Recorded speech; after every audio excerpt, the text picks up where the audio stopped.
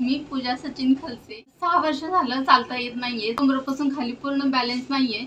मी काठीवर वॉकरवर चालत होते इतके वर्ष, खूप दवाखाने केले, काहीच फरक नाही। संजय थोरात यांच्या इकडे आले, मी निसर्गोपचार पद्धतीने माझं ट्रीटमेंट त्यांनी घेतलेलं आहे। खूप चांगलं चालणारच आहे, गॅरंटी आहे सरांची।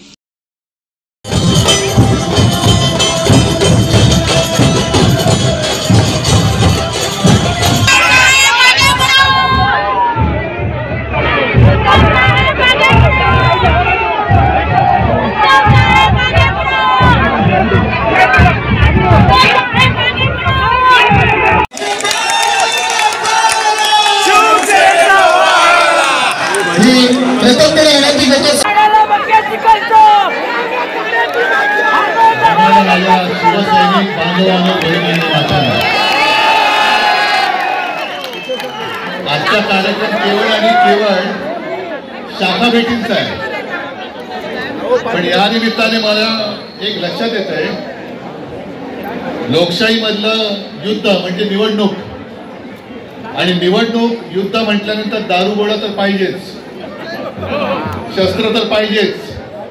ती माझी शस्त्र किती लखलखती आहेत आणि दारूगोळा किती मजबूत आहे, ठासून भरलेला आहे, तो आज मला दिसतोय। आणि या माझ्या सगळ्या शस्त्रांसमोर गद्दारीचे बुरुज काही टिकतील असं मला वाटत नाही। या लोकसभा मतदारसंघात गद्दारांची घराणेशाही गाडायला आलेलो आहे। काही थेर चालतात, मंदिरं साफ करतात। आता मंदिरं मी आता ऑनलाईन आता काय हल्ली बातम्या फार इकडच्या तिकडे फार पटापट जातात। एक तर इलेक्ट्रॉनिक चॅनल सगळे आहेत, मोबाईल आहेत, आणि बातम्या फार पटकन पसरतात। नाटक होतांड मुद्दामून फोटो बघा, चकचकीत लादी आहे, चकचकीत ती घाण करतायत स्वतःची पावलं उमटून।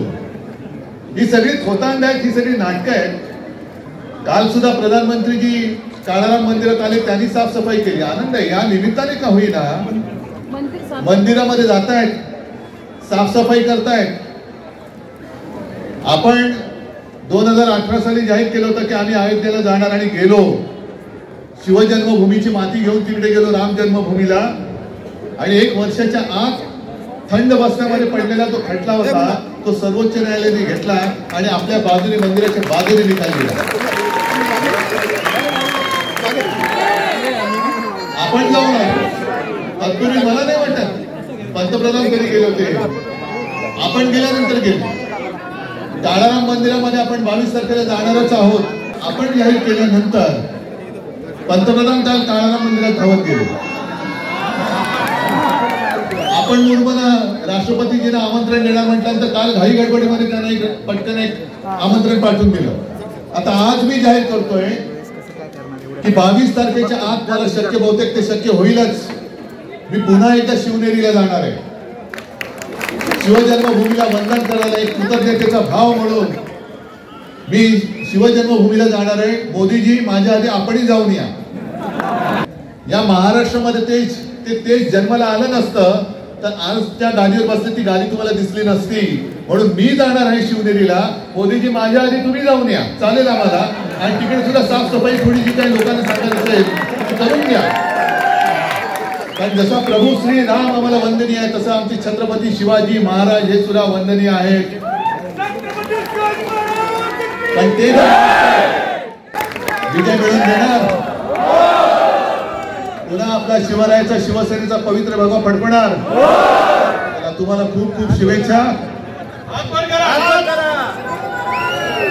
ठीक आहे, ठीक आहे।